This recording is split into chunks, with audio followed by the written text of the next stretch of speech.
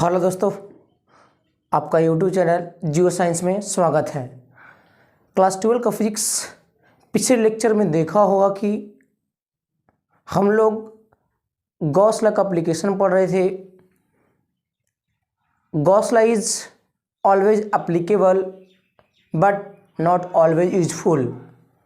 इसका मतलब हुआ गॉस लॉ हम लोग कहाँ पर यूज करेंगे, कहाँ पर यूज नहीं करेंगे, क्योंकि आप लोगों को पता होगा कि गॉस लॉ जो होता है वो हमेशा क्लोज सरफेस की लागू होता है।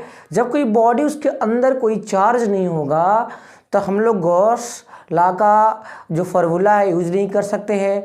उसके लिए क्या करना होगा, उस चार्ज को अंदर लाने के लिए हम लोग एक गॉसियन सरफेस लेना होगा। गॉसियन सरफेस लेने के बाद क्या होगा, गॉसियन सरफेस हम लेंगे तो क्या क्या रूल को फॉलो करना पड़ेगा। उसके जस्ट सिमेट्रिक एक इलेक्ट्रिक फील्ड होना चाहिए, हर चीज़ सिमेट्रिक होना चाहिए।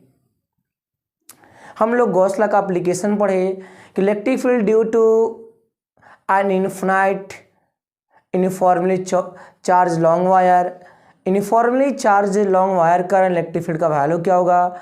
उसके बाद पढ़े हम लोग कि electric field due to infinite plane sheet के कारण इलेक्ट्रिक फील्ड का फार्मूला क्या आएगा। उसके बाद स्फेरिकल सेल। हम लोग एप्लीकेशन सिर्फ पढ़कर, एप्लीकेशन के बारे में जानकारी लेकर वीडियो को अंत किया था। इसके बाद का जो है आज उस एप्लीकेशन का हम लोग डेरिवेशन करेंगे। डेरिवेशन क्या होगा, फार्मूला क्या निकल कर आएगा।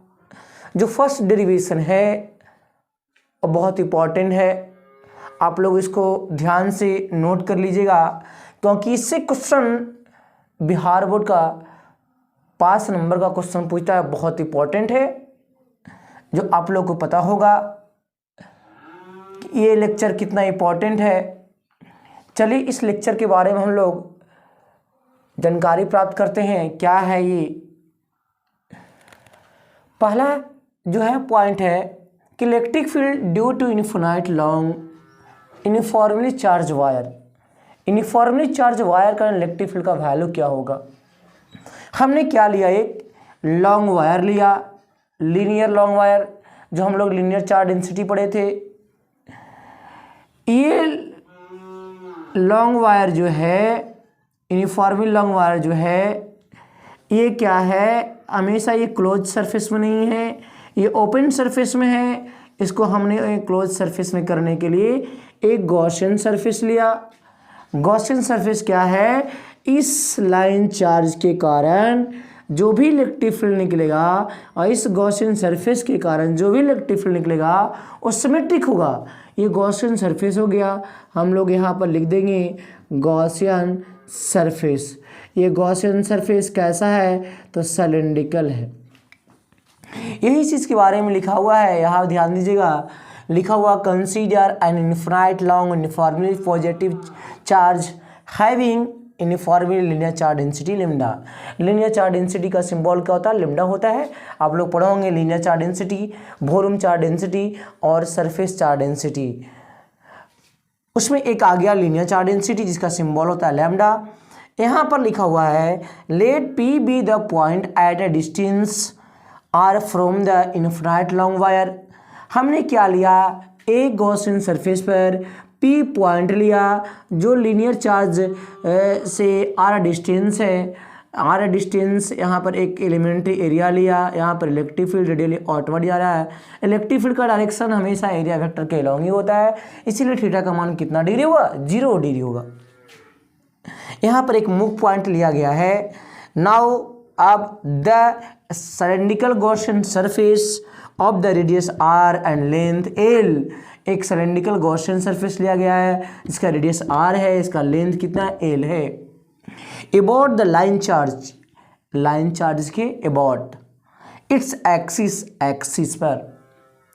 इसके बाद जो है the cylindrical surface at the Gaussian surface for the line charge कारण एक सिलेंड्रिकल गॉसियन सरफेस है। अब इस गॉसियन सरफेस पर हम लोग का इलेक्ट्रिक फील्ड का वैल्यू कितना निकल कर आएगा, वो हम लोग डेरिवेशन कैसे करेंगे। तो हम लोग को फार्मूला पता है, गॉस लॉ का फार्मूला क्या होता है, फाई बराबर क्यू इनसाइड बटा एप्सिलॉन नॉट। इनसाइड इसलिए लिखा जाता है क्योंकि चार्ज हमेशा बॉडी के अंदर रहेगा, सरफेस के अंदर रहेगा, तभी तुम्हारा Gaussian surface Gauss law use हो सकता है, नहीं तो वहाँ पर गॉसियन सरफेस बनाएंगे और जो गॉसियन सरफेस होगा वो इमेजिनरी सरफेस होगा।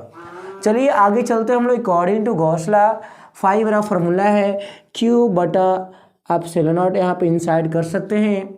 एक चीज़ पॉइंट लिखा हुआ है, if electric field E is magnitude of electric field, E is magnitude of electric field at point P point पर ई जो है वो मैग्नीट्यूड ऑफ इलेक्ट्रिक फील्ड है, निकलेगा वहाँ पर। देन द इलेक्ट्रिक फ्लक्स, हम लोग फ्लक्स का फॉर्मूला पढ़ा था, फाई बराबर E dot A. E dot A कहने का मतलब हुआ जब इलेक्ट्रिक फील्ड दिया हुआ रहेगा, एरिया वेक्टर मालूम हो, तो उन दोनों के बीच में एक रिलेशन आया था स्केलर प्रोडक्ट, फाई बराबर ई डॉट ए। और आप इस लेक्चर को आप नहीं पढ़े होंगे तो जस्ट पिछले लेक्चर के डिस्क्रिप्शन बॉक्स में उस वीडियो का लिंक अपलोड किया हुआ है, दिखाया हुआ है। आप उस लिंक के माध्यम से आप इलेक्ट्रिक फ्लक्स का लेक्चर आप पढ़ सकते हैं, तो आप उसको ध्यान से देख लीजिएगा। यहाँ पर लिखा हुआ है एक एलिमेंट्री एरिया लिया है तो एलिमेंट्री फ्लक्स होगा, जाहिर सी बात है। आप लोगों को पता होगा कि छोटा एरिया छोटा फ्लक्स, क्योंकि फ्लक्स जो है इलेक्ट्रिक फील्ड पर डिपेंड करता है, एरिया वेक्टर पर डिपेंड करता है, थीटा पर डिपेंड करता है। परंतु गॉस लॉ ने ये प्रूफ कर दिया यदि एरिया नहीं रहा तो इलेक्ट्रिक फील्ड नहीं रहा तो यदि कोई बॉडी पर चार्ज रहेगा तो भी फ्लक्स निकाल सकते हैं हम लोग, फाई बराबर क्यू बटा एप्सिलॉन नॉट। यहाँ पर देखिए डी फाई बराबर डी ई इंटू डी ए, यहाँ पर डी ए और ई के बीच में कॉस जीरो का वैल्यू, वहाँ पर थीटा का मान 0 डिग्री है। D phi E into D A integrated both side कर दिया, डी फाई और डी फाई का इंटीग्रेशन फाई होगा, डी ए का इंटीग्रेशन ए होगा। ए क्या चीज़ है? ये एरिया है। किसका एरिया? सिलेंड्रिकल का, क्योंकि यहाँ सिलेंड्रिकल ही है। यहाँ पर बेलन का आप लोग पढ़ोगे, बेलन का आयतन बराबर पाई आर स्क्वायर एच, बेलन का वक्र पृष्ठीय क्षेत्रफल बराबर एरिया बराबर वहाँ 2 pi R L. 2 pi R L क्यों लिखा? क्योंकि वहाँ पर फॉर्मूला होता है 2 पाई आर एच, एच वहाँ दिया होता है, एच का मतलब हाइट, और यहाँ पर हाइट जो है आपका एल है, इसीलिए नहीं समझिएगा कि 2 पाई आर एल होता है फॉर्मूला, नहीं, वहाँ पर होता है पाई आर स्क्वायर एच जो वॉल्यूम है, आयतन है, और उसका क्षेत्रफल जो होता है 2 पाई आर एच होता है। परंतु वहाँ पर ऊंचाई एच से दिखाया गया है, यहाँ पर ऊंचाई जो है बेलन का वो एल दिखाया गया है, इसीलिए यहाँ 2 पाई आर एल लिख दिया। यहाँ क्या होगा, आप बॉडी के अंदर देखिए इनसाइड द सरफेस चार्ज कितना है, तो हम लोग जानते हैं यदि बॉडी पर पूरा चार्ज मालूम हो, यदि चार्ज का वैल्यू निकालना रहे तो हम लोग जानते हैं formula linear charge density. Linear charge density का फार्मूला होता है क्यू बटा एल, जितना लेंथ रहेगा, लेंथ कितना हमारा है एल है, तो हमने निकाल लिया क्यू बराबर ए इंटू लेमडा इंटू एल, यहाँ से रख दिया वैल्यू क्यू बराबर लेमडा इंटू एल बटा एप्सिलॉन नॉट। यहाँ एल से एल क्या हो गया, कैंसिल हो गया, क्रॉस मल्टीप्लाई करने के बाद आएगा E into 2 pi R into epsilon nought. Epsilon nought का वैल्यू आप लोगों को पता होगा 8.854 10 के पावर माइनस 11 नहीं 10 के power minus 12 coulomb square newton metre square होता है। चलिए क्रॉस मल्टीप्लाई करने के बाद क्या हुआ कि E बराबर 2 pi R into epsilon not बराबर क्या हो गया लेमडा। अब क्या हुआ, ये गुना में था, हमने भागा ले लाया, E बराबर लेमडा बटा 2 पाई एप्सिलॉन नॉट आर। यहाँ से बहुत इंपॉर्टेंट हम लोग सीखे कि यदि जैसे जैसे डिस्टेंस भागेगा कोई लाइन चार्ज के कारण, वैसे वैसे इलेक्ट्रिक फील्ड का वैल्यू भी घटेगा, और जैसे जैसे लाइन चार्ज के बीच में डिस्टेंस छोटा होगा उतना ही ज़्यादा इलेक्ट्रिक फील्ड का मान बढ़ेगा। ऐसे भी हम लोग पढ़ चुके हैं पिछले लेक्चर में, ई बराबर फॉर्मूला होता है के क्यू बटा आर स्क्वायर। आप लोग को पता होगा कि जितना ज़्यादा डिस्टेंस भागोगे दूर उतना ही इलेक्ट्रिक फील्ड का वैल्यू भी घटेगा, और जितना कम डिस्टेंस होगा चार्ज के बीच में उतना ही इलेक्ट्रिक फील्ड का वैल्यू ज़्यादा होता है।